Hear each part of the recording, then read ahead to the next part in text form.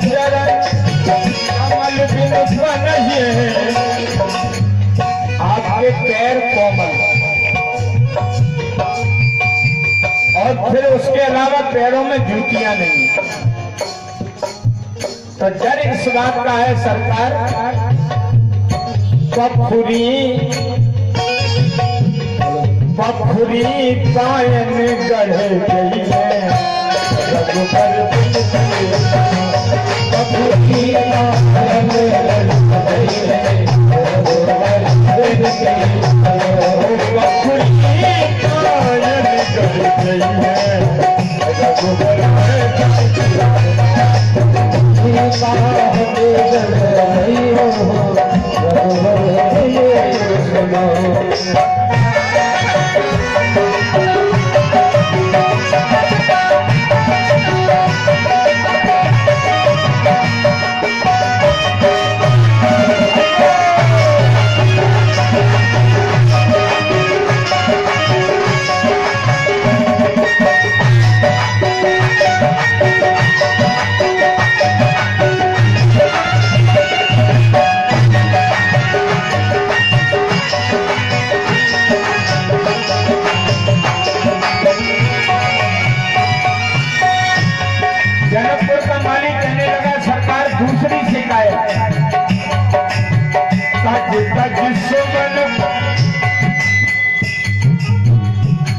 तज सुमन मधुप मत बाजे, तज सुमन मधुप मत बाजे, तज सुमन मधुप मत बाजे।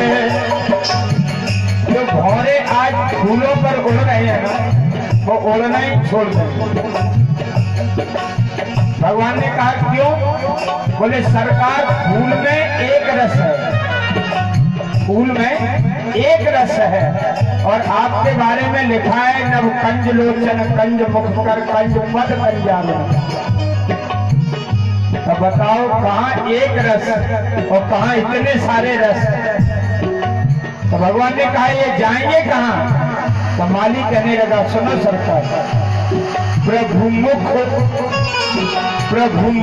पंकज मल रही है, रघुबर बनती प्रभु मुख पंकज मल रही है, रघुबर बनती ओ भगिया बिच जान न गई हो, रघुबर बनती ओ भगिया बिच जान न गई हो, रघुबर बनती सुनो।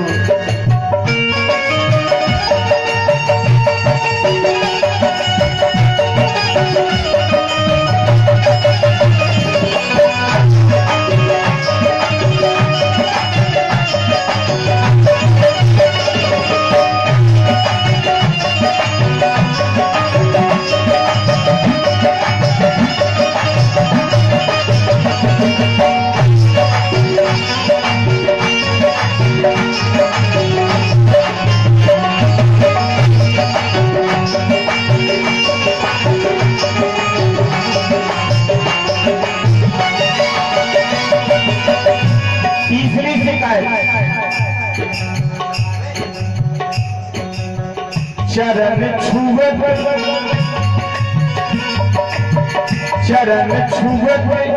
उड़ गई शिला, प्रभु चरण छुवत उड़ गई शिला, प्रभु चरण छुवत उड़ गई शिला, प्रभु। हमने सुना है आपकी चरणों की रज लगने से एक शिला से नारी बनी। तो हमें तो डर है महाराज, हमारा जीवन ही इस बगीचे से चल रहा है। भगवान ने कहा तुम्हें डर किस बात का है? माली कहने लगा सुनो सरकार, कर छुअत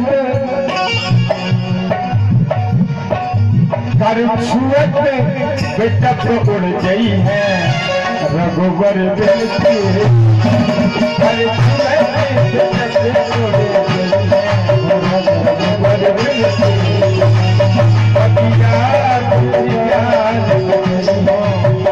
रघुबर बिनती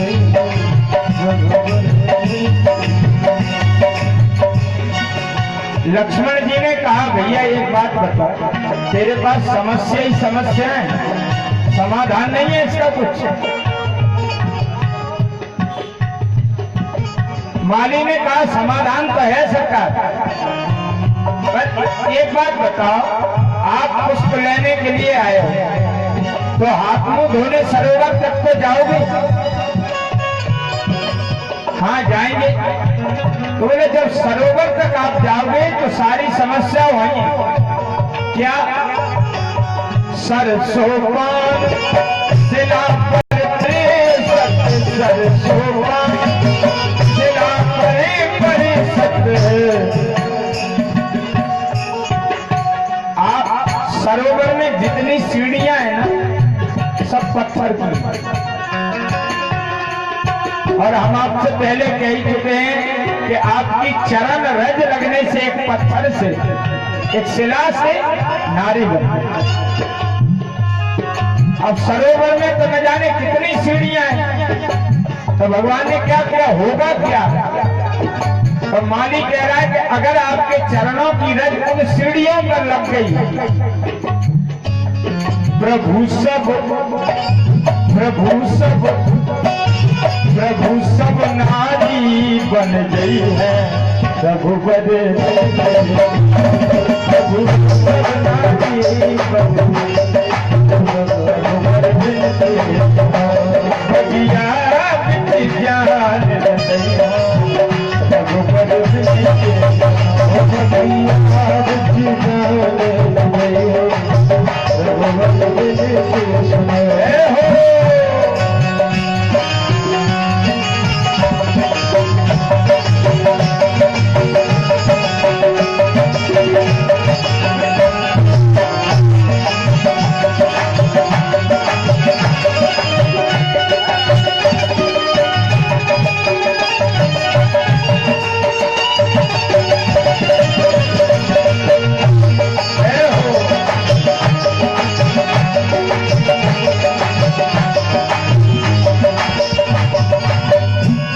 लक्ष्मण जी अब नाराज हो गए, भैया तो फिर समस्या बता दी।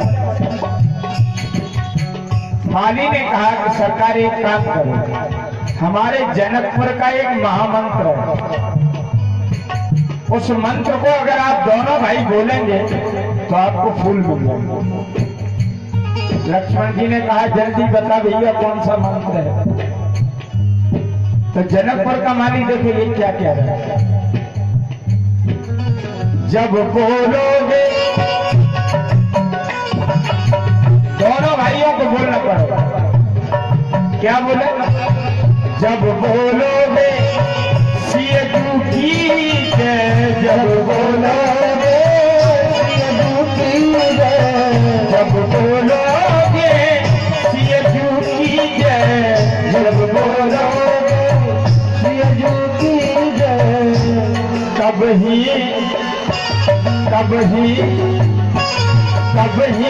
प्रभु प्रभूषण पई है, रघुबर तब ही प्रभु प्रभूषण पई है, रघुबर हो गई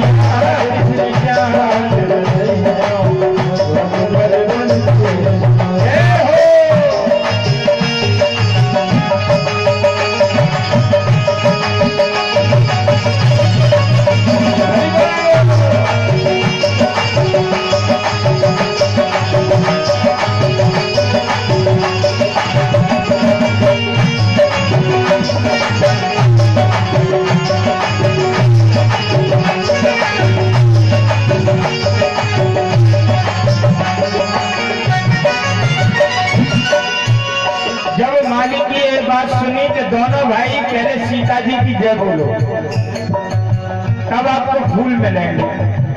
और दोनों भाई आपस में एक दूसरे को देख रहे हैं, बेहसत बंधु दो सुन बत्तियां, बेहसत बंधु दो सुन बत्तियां, बेहसत बंधु दो सुन बत्तियां, राजेश तरस कब पई है, रघुबर रघुबर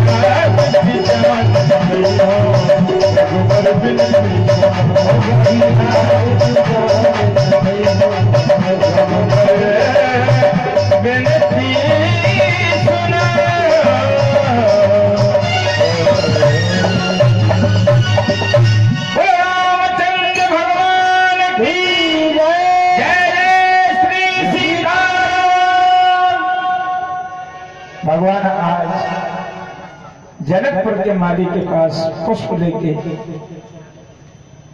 जैसे ही पुष्पों की कहा, भगवान राम जी लक्ष्मण जी बगीचे में प्रवेश करे। लैन प्रसून चले दो बंधु, सुतोरत खून पसीना छूटे।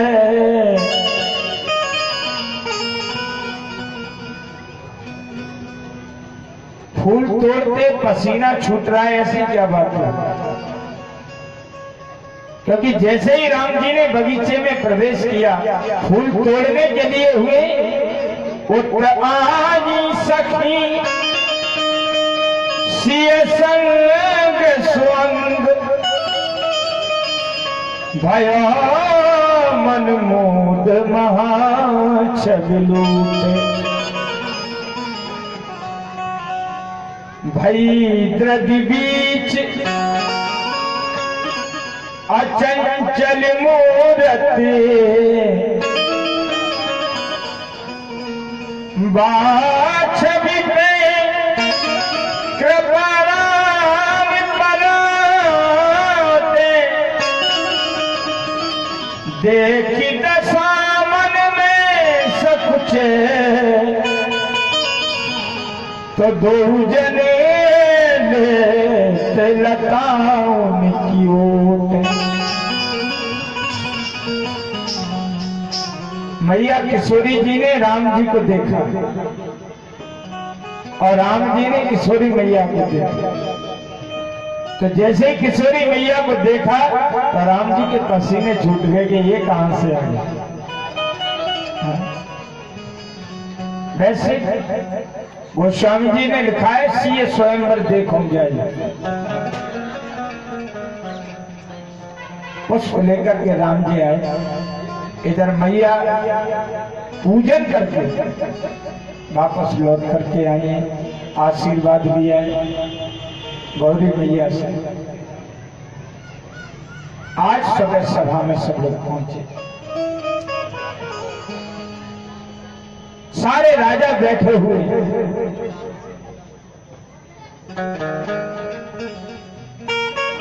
राम जी गुरु जी के साथ बैठे हुए हैं, लक्ष्मण जी साथ। जब किसी राजा पर धनुष नहीं उठा,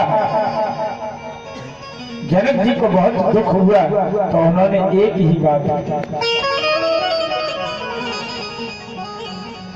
तजो आस निज निज ग्रह जाहू, लिखा न विधि वैदेही विवाह। मुझे लग रहा है कि किसी के भाग्य में मेरी बिटिया का विवाह नहीं लिखा है, इसलिए अपने अपने घर के लिए।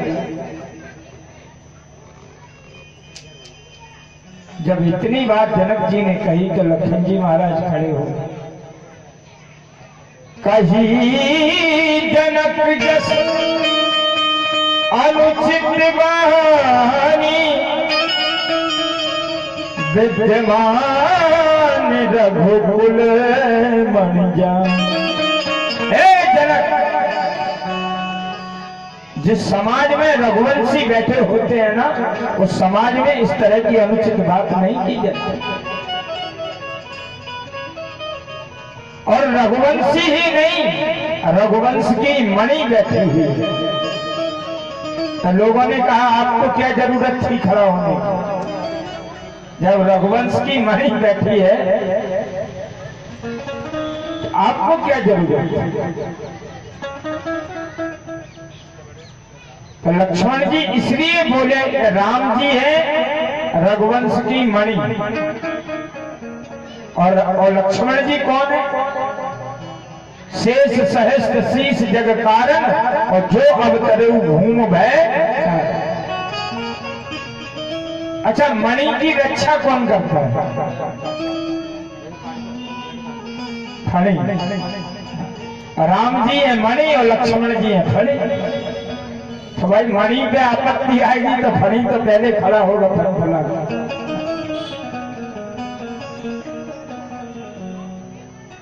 और बहुत बातें कही लक्ष्मण जी महाराज, इस धनुष की बात कर रहे हैं। कमल नाल जिम चाकू चढ़ावा, जो जन सत प्रमाण लेधा। कहो तो कमल की डाली के समान झुकाकर इसकी प्रत्यंचा को चढ़ा। काचे घट जिम डारों फोरी, कहो तो कच्चे घड़े के समान फोड़ दो।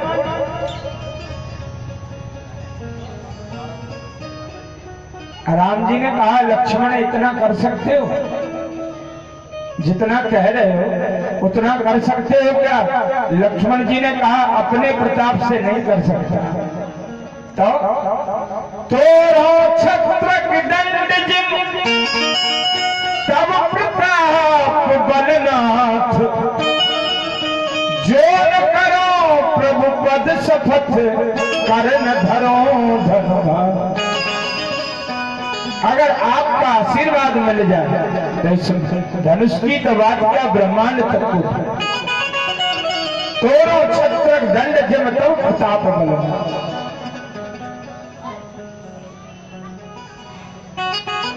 अब गुरुजी ने कहा लक्ष्मण बैठ जाओ, और राम जी से कहा कि राम उठो राम, भंजो भव चापा,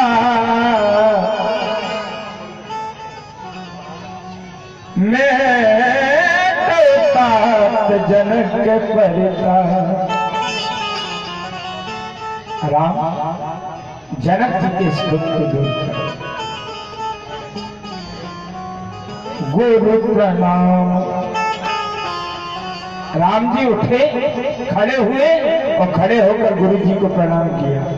गुरु प्रणाम मन ही मन कीना, अति राघव उठाए धनुली। धनुष को उठा लिया, और जैसे ही धनुष को उठा करके प्रत्यंचा चढ़ाने को हुए तो धनुष दो भाग में टूटा। बोल रामचंद्र भगवान की। जनक जी महाराज की प्रसन्नता का तो कार्य ही नहीं, प्रसन्न हो।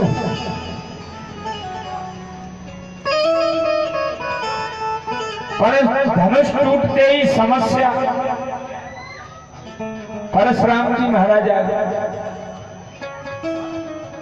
परशुराम जी महाराज ने कहा जनक, जिसने भी ये धनुष तोड़ा है या तो वह समाज से अलग हो जाए या फिर समाज उसको अलग कर दे, और अगर नहीं किया तो न तो मारे जाइए सब राजा। ये जितने राजा बैठे हैं ना सब मारे जाएंगे। उनमें से कुछ दम्भी किस्म के राजा बैठे थे। एक राजा बोला हमें तो मालूम थी कि धनुष टूटने के बाद यही आपत्ता नहीं, तब तो हमने तोड़ा ही नहीं। जब नन्हे से राम जी धनुष तोड़ सकते हैं तो क्या हम नहीं तोड़ सकते? हमें मालूम था कि धनुष टूटते ही ये समस्या आई।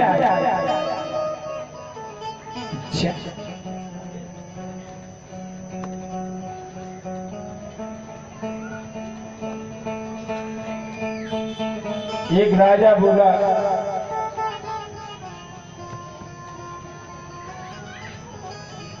तब तक परशुराम जी ने घोषणा कर दी न तुम्हारे जाइए सब राजा। एक राजा बोला हे भगवान, धनुष का तो धनुष नहीं टूटा, मरे हो। हमने पहले ही कही थी वहां जाओगे तो यही समस्या है।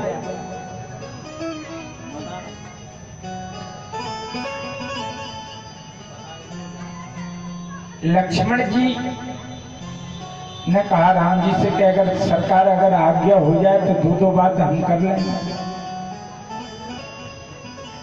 क्योंकि आप जिस भाषा को जानते हो परशुराम जी उस भाषा को नहीं जानते, इसलिए दो दो हाथ हो जाएंगे। अच्छा, तो लक्ष्मण जी गए। लक्ष्मण जी ने कहा परशुराम जी महाराज से, महाराज एक बात बताओ, आपको किस बात का दुख है? बोले दिख नहीं रहा, ये धनुष टूट गया। तो लक्ष्मण जी ने कहा धनुष आपका है? बोले नहीं, हमारा नहीं। तो फिर काय को नाराज हो? और संसार में ऐसे भी लोग देखे होंगे जिनकी चीज नहीं हो, नाराज बोली। आपका धनुष नहीं तो आप क्यों नाराज हो? और फिर दूसरी बात और है, लक्ष्मण जी ने बहुत बड़ी बात कही। महाराज एक बात कहें कि बौद्ध नहीं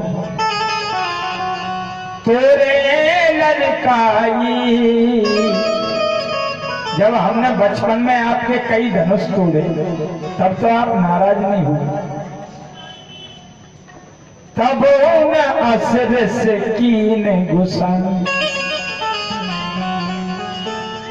यही धनु पर ममता की हेतु। जब हमने बचपन में इतने धनुष तोड़े तब नाराज नहीं हुए, और ये धनुष टूट गया तो नाराज हो गए। इसलिए ये बताओ, यही धनु पर ममता की हेतु, इसी धनुष पर ज्यादा प्रेम क्यों? परशुराम जी ने कहा रे बालक काल बस बोल तो न संभाल। देख रहा है फरसा मेरे हाथ में। राम जी ने कहा लक्ष्मण जी अब ज्यादा गर्म हो गए, परशुराम जी तुम भागो। आ गए, राम जी गए। सरकार आप नाराज न हो, नाथ संबधन भंजन हारा है कोई एक दास तुम्हारा। ऐसे धनुष को तोड़ने वाला आपका कोई दास है? परस विलोक मही कुमारा राम जी ने कहा अगर आपका क्रोध फरसा चलाने से ही शांत होता है तो ये मेरा सिर है आपका। और जैसे ही परशुराम जी ने फरसा चलाने के लिए हाथ उठाया तो गहन हाथ नहीं चलना बंद कर दिया। तो एक हाथ से छाती पीट रहे हैं, गहन छाती बात उठार कुंठ न पघार। आज मेरे फरसे को क्या हो गया, हाथ को क्या हो गया? तब बहुत देर बाद ध्यान आया कि इस फरसे में, इस हाथ में, इस शरीर में जिसने शक्ति दी है कहीं वही शक्तिमान सामने तो नहीं खड़ा। अगर वही मालिक खड़ा हुआ है तो हाथ की और फरसे की क्या हिम्मत जो उस पर चल जाए। परशुराम जी ने कहा वही है। तो परशुराम जी महाराज ने हाथ जोड़े और कहा सरकार मैंने अनजाने में जो कुछ अनुचित कह दिया आपसे, अनुचित बहुत और कहे वो में जाता क्षमहू क्षमा मंदिर दो घाता। आप मुझे क्षमा कर दें। अब कोई बात नहीं, मैं इस धनुष को उठा करके आपको दे देता हूं, आप इसके चाहे जितने टुकड़े कर दें। तो देत चाप जैसे ही उठाने को हुए भगवान को देने को, तो देत चाप आप चले गए। धनुष अपने आप उठ करके चला और जैसे ही धनुष अपने आप उठ करके चला परशुराम मन विस्मय रहे। धनुष जड़ है और जो आज अपने आप चल के राम जी के पास जा रहा है चरणों में, और वहां से परशुराम जी राम जी से चर्चा करके चले। इधर मैया किशोरी मैया खड़ी हुई है, मैया सुनैना खड़ी हैं और मैया किशोरी जी की सहेली खड़ी है। इशारा किया लक्ष्मण जी की तरफ। हम लोग गीत गाते हैं कि झुक जइयो तनक रघुवीर लली मोरी छोटी। लक्ष्मण जी की तरफ इशारा किया, कुछ तो करो। लक्ष्मण जी ने कहा हम क्या करें, हमारा तो वही काम है, उठाएंगे तो उठ जाएगी, और ये नहीं है कि थोड़ी उठे, पूरी उठेगी, और नीचे रख देंगे तो पूरी आ जाएगी। अब क्या करें, कुछ तो समाधान करो। लक्ष्मण जी ने कहा ध्यान से करना, जो कुछ भी करना हो जल्दी करना। लक्ष्मण जी एकदम इशारे से बात हो रही, लक्ष्मण जी एकदम दंड के समान श्री राम जी के चरणों में जैसे ही प्रणाम किया, तो राम जी लक्ष्मण जी को उठाने के लिए जो सिर झुकाया, किशोरी मैया ने उसी क्षण राम जी को मारा। बोल श्री सीताराम जी महाराज की।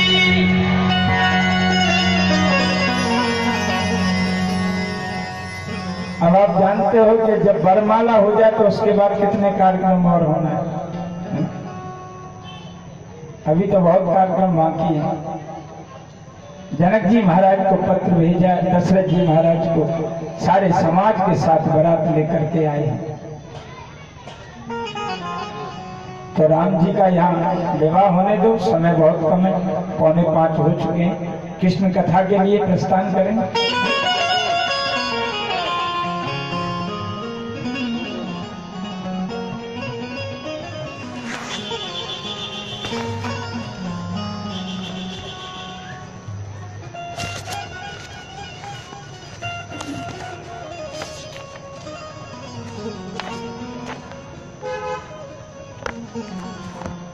आज किशोरी मैया की जो सहेलियां हैं उनको साथ में लेकर के आई, पुष्प वृष्टि हुई है राम जी के ऊपर। सारी सखियां राम जी को, लक्ष्मण जी को लेकर के गई। आज कोहबर में लेकर के गई। कोहबर जानती, चली कोहबर लाए। आप लोग नहीं जानती कोहबर किसे कहते हैं? जहां बिटिया पक्ष की जो सहेलियां होती हैं ना, वो दुल्हा सरकार से हंसी मजाक करते हैं। अब ये पता नहीं है भगवान जाने क्या क्या कहती हैं, ये तो राम जी ही जाने।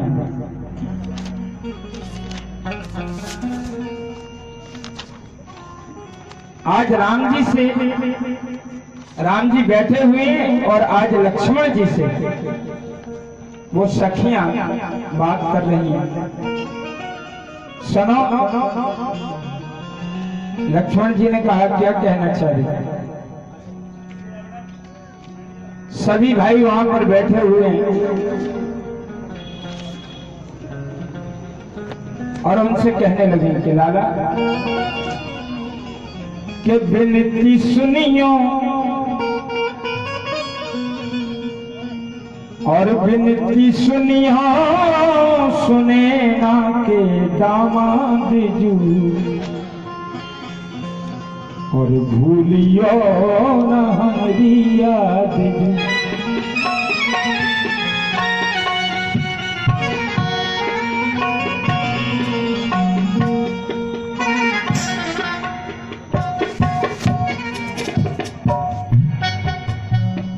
और धर ध्यान, धर ध्यान सुनो धनुधारी। अच्छा, आप लोग ऐसे ही गाते हो कि और कुछ गाते हो? आप लोग जी बताओ, आप लोगों की गीत अलग तो नहीं है कहीं विवाद में गीत? क्या हम जो गा रहे हैं वैसे ही है कि आप लोगों के अलग है?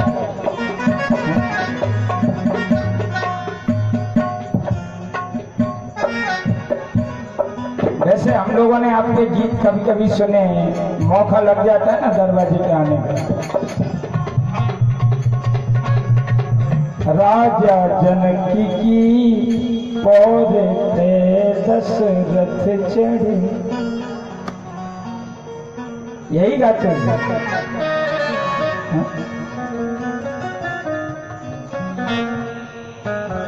चलो हम लोग आप लोगों को ये बढ़िया सुंदर सी गाली सुनाते हैं। आप लोग गाते हो वो गाली विचार करना, हम जो गाते हैं वो उसको सुनना। कि धर ध्यान सुनो धनधारी और गारी मिथिलारी। आप लोग गाली मत देना राम जी को, हम तो दे सकते हैं, क्योंकि हमारे जो गुरुदेव है ना मैया किशोरी जी को अपनी बहन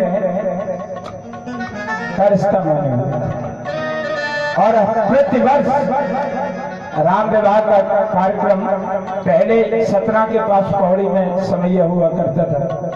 इस वर्ष तो नहीं हुआ है, सरकार के यहाँ कार्यक्रम चल रहा है अभी आज की डेट में। तो हम कई बार गए हैं उस विवाह में। इस बार ठाकुर जी की जैसी इच्छा कि हमारा कार्यक्रम यहाँ रहा तो विवाह से वंचित रहे, तो आज हम यही राम जी का विवाह कर रहे। तो राम जी हमारे तो हैं, हम तो कह सकते हैं गाली दे सकते हैं राम जी, तो जब हमारे हैं तो आपके भी हैं। तो सब मस्ती के साथ किशोरी मैया के साथ जनकपुर वासी क्या कह रहे हैं मस्ती से कि धर ध्यान सुनो धनुधारी और गारी मिथिला की। धर ध्यान सुनो धनुधारी गारी मिथिला।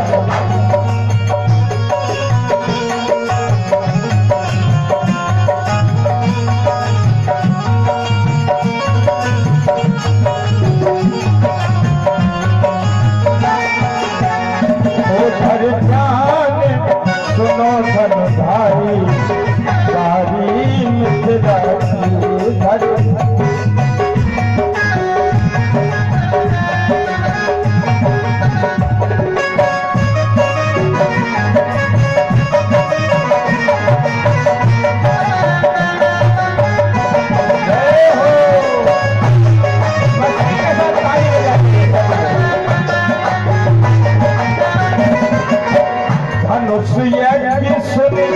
ब्याह उमंग में,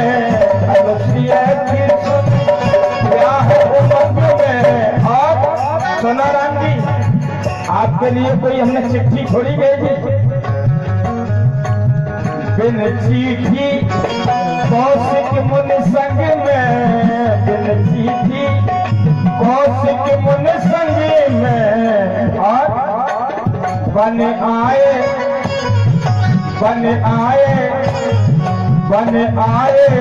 कमंडल धारी गारी मिथिला। सुनो गारी गारी मिथिला।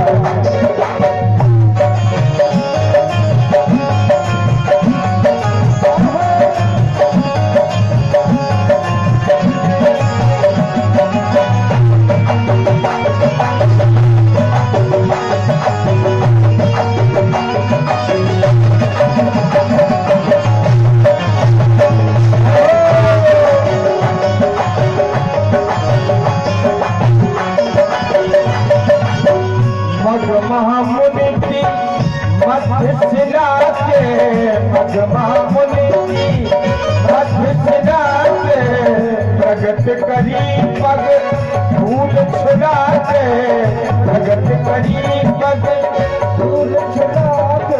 हमने सुना है आपकी चरण रज लगने से एक शिला से नारी बन गई। अच्छा सच सच बताना राम जी,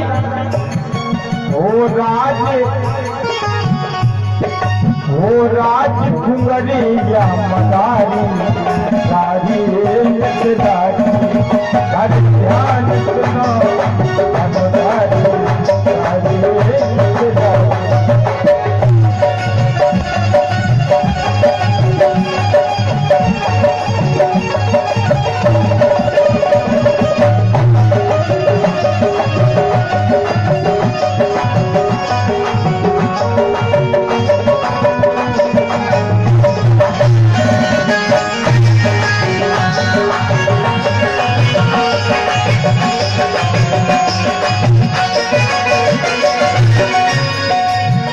सुंदरता अभिमानी में सीना, सुंदरता अभिमानी में सीना, तान चले पर आयो पसीना, तान चले पर आयो पसीना।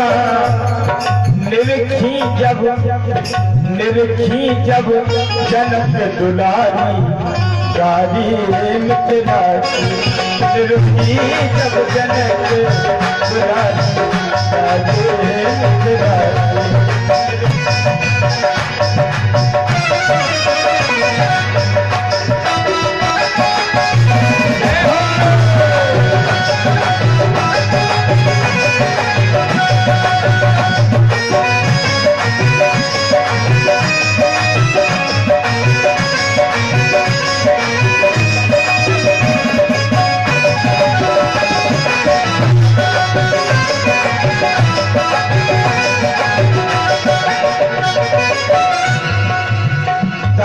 शिरोमणि महिमा मंडित, दान शिरोमणि महिमा मंडित।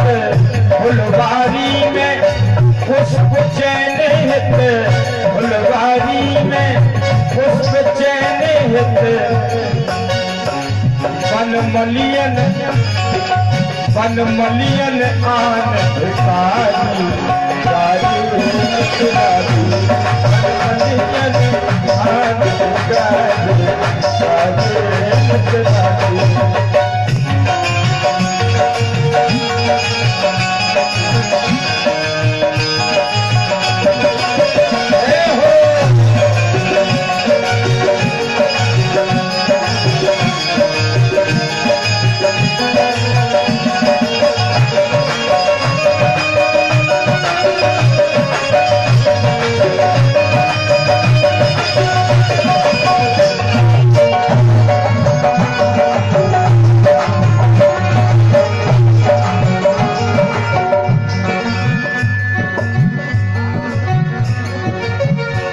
मिथिलानियां कहने लगी, सरकार एक बात कहें, आपने धनुष तोड़ दिया, ये घमंड मत लाना अपने अंदर।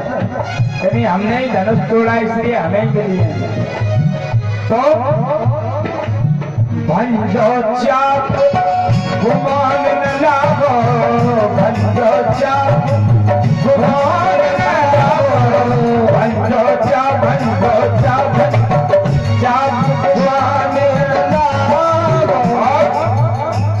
की कृपा तुम भाग्य सराबो, सिंह की कृपा तुम भाग्य सहारो।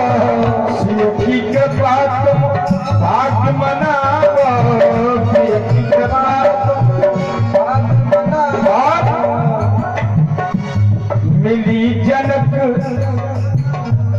मिली जनकपुरी ससुरारी, गारी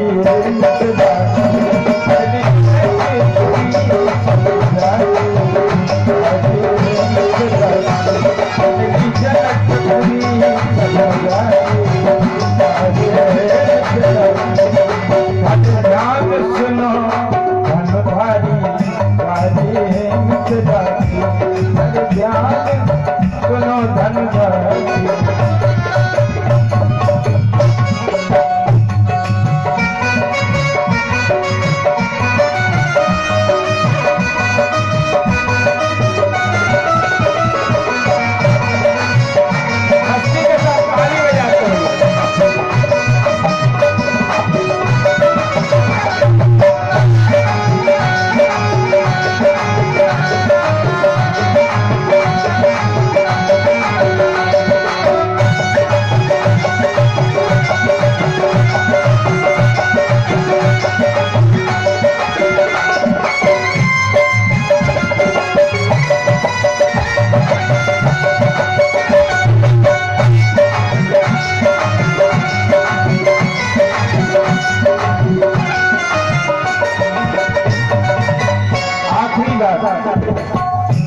मिथिलानिया किशोरी मैया की जो सहेली है वो राम जी से कह रही है, सरकार क्षमहु चूक राजेश्वरियाते, क्षमहु चूक राजेश्वरियाते। और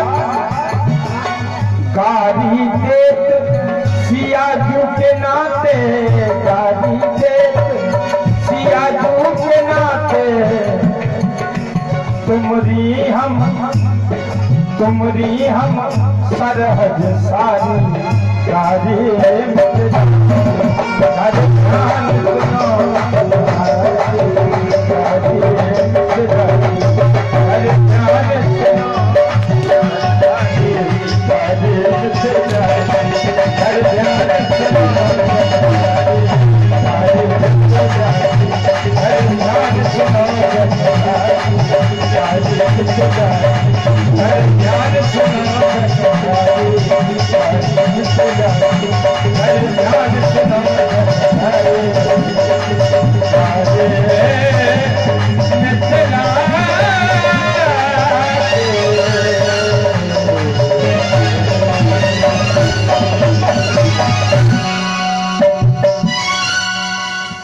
दूल्हा रूप बने रघुनंदन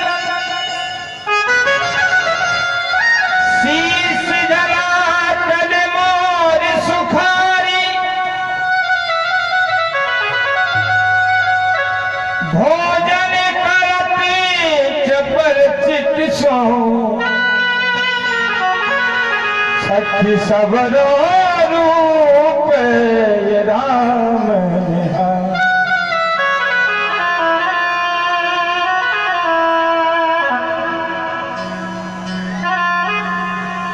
समधी सविराजन समराज करत किरोनि भये अधिकारी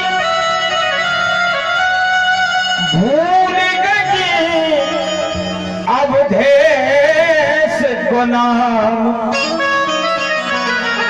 सुदेन लगी मिथिलेश सुंगा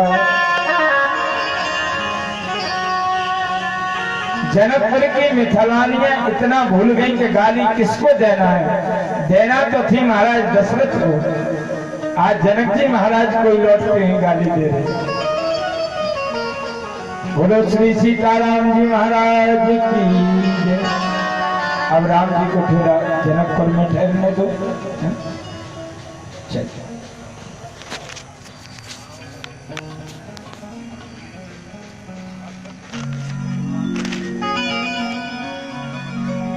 इस प्रकार से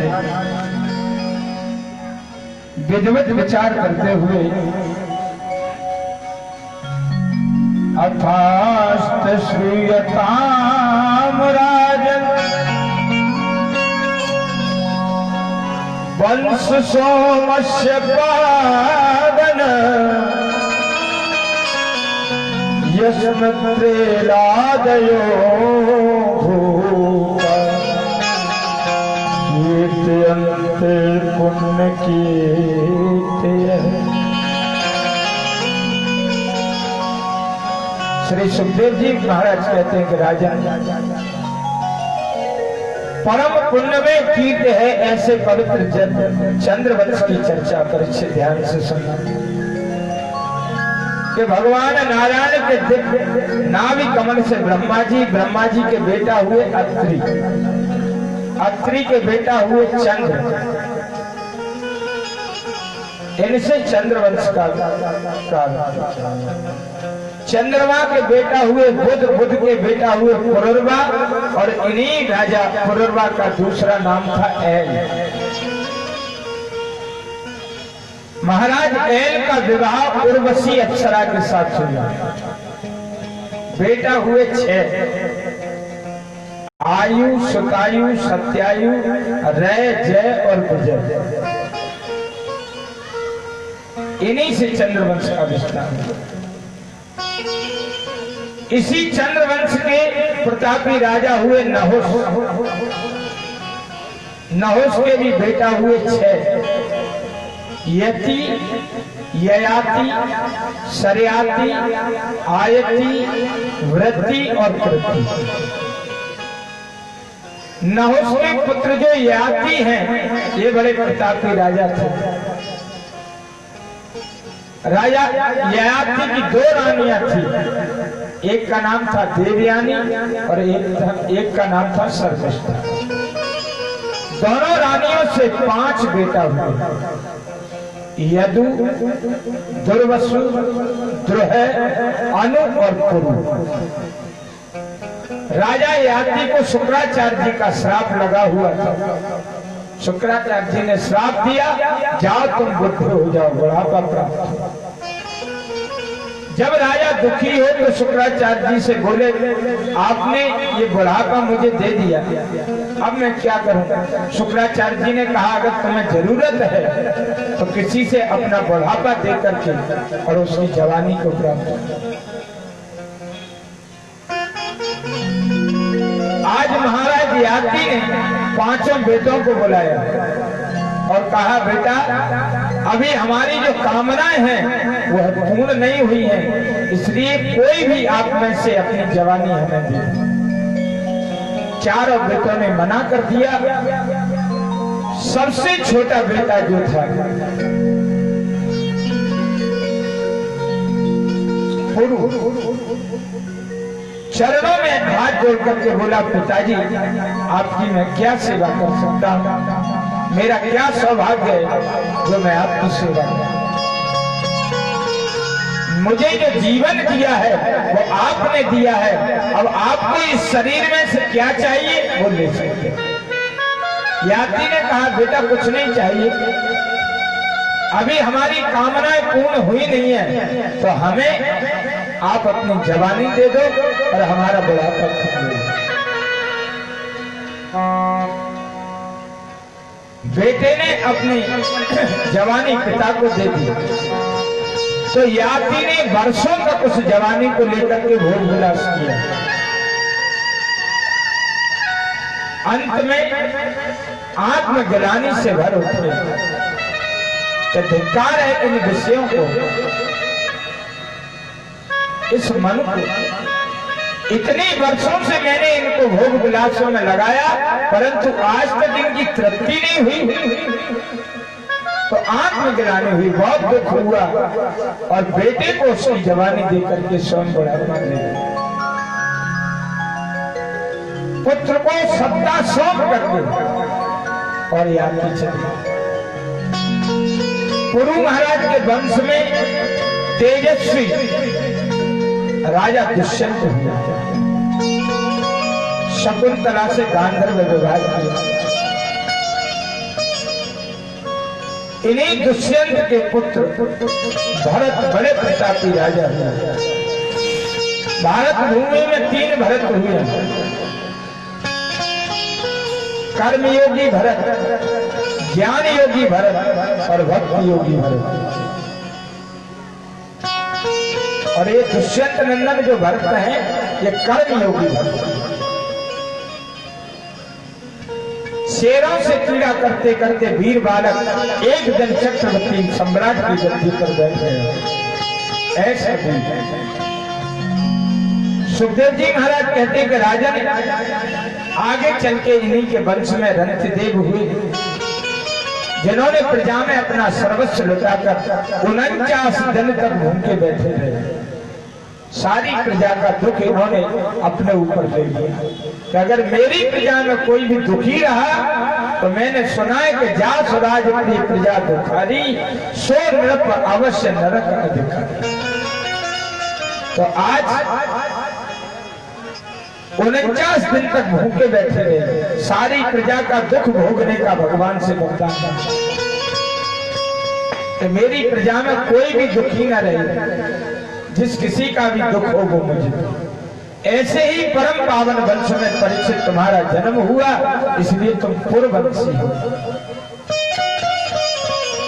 पुरु के सबसे बड़े भाई हैं यदु, जिनसे यदुवंश चला है। यदुवंश में हमारे गोविंद प्रकट हुए और यदुवंश के और भी राजा हैं, देवमीड, अर्कमीड, सूरसेन इत्यादि। सूरसेन के बेटा हुए वसुदेव। वसुदेव जी की 7 पत्नियां हैं, उनमें से 7वीं पत्नी देवकी, और देवकी से 8 बेटा, जिसमें 8म पुत्र श्री कृष्ण कन्हैया और 9वीं एक बिटिया हुई जो परीक्षित तुम्हारी दादी मां कहलाती है।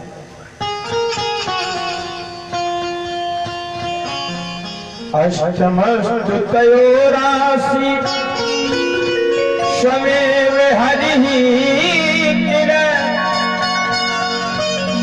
सुभद्रा च महाभाग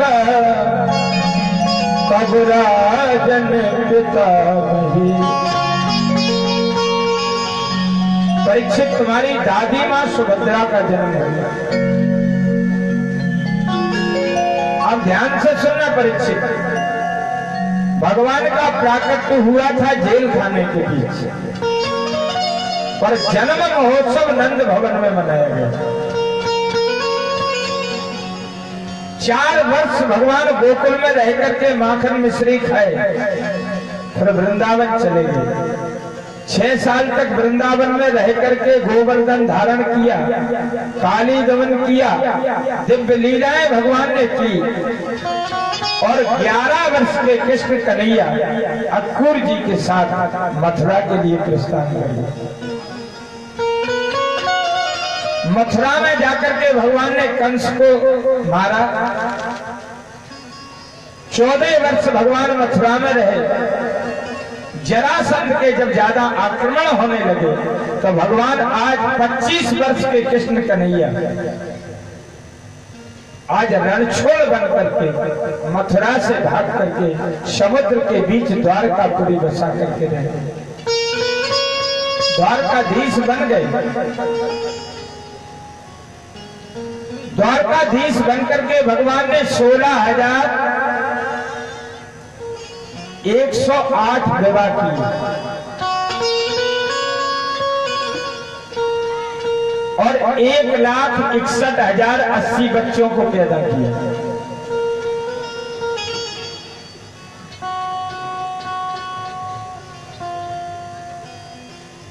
छप्पन करोड़ की संख्या पूरे यदुवंश की पहुंचा दी और अंत में प्रवास छत्र ले जाकर के सारे यदुवंश का संहार भी करा दिया। 2, 4, 5 बच्चे जिनसे आज भी यदुवंश चल रहा है। पृथ्वी का भार उतार करके 125 वर्षों में भगवान लीला करते हुए और अपने परम धाम को प्रस्थान किया। बोलो वृंदावन बिहारी लाल की। परीक्षित ने कहा हो गई नहीं, कथा हो गई पूरी। भगवान सुखदेव जी कहते हैं कि सुना तो दी, पूरी कथा सुना दी, अब क्या रह गया। परीक्षित जी ने कहा सरकार आपने राम कथा सुनाने में तो बहुत कंजूसी बनी, पर कृष्ण कथा सुनाने में जरा भी कंजूसी न बरती। सुखदेव जी कहते हैं कि राजन आज तुम्हें 4 दिन हो गए, तुम्हें भूख प्यास नहीं लग गई। परीक्षित जी ने कहा कि गुरुदेव आप ऐसा अमृत पिला रहे हैं मुझे जिसको सुनकर के ना भूख लगती है ना प्यास लगती। आप तो कर्ण रसों के द्वारा पान कराते रहे बस।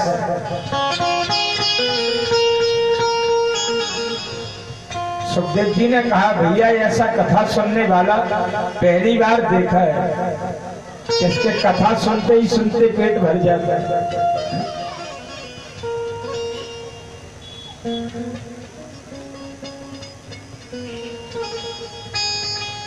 कृष्ण कथा सुनने की बड़ी ललक लगी है परीक्षित तुम्हें? हाँ गुरुदेव। तो 90 अध्यायों का ये बृहद जो स्कंद है, 10वां स्कंद, परीक्षित ने यहाँ प्रश्न किया है गुरुदेव, कथतो वंश विस्तार भवता सोम सूर्यो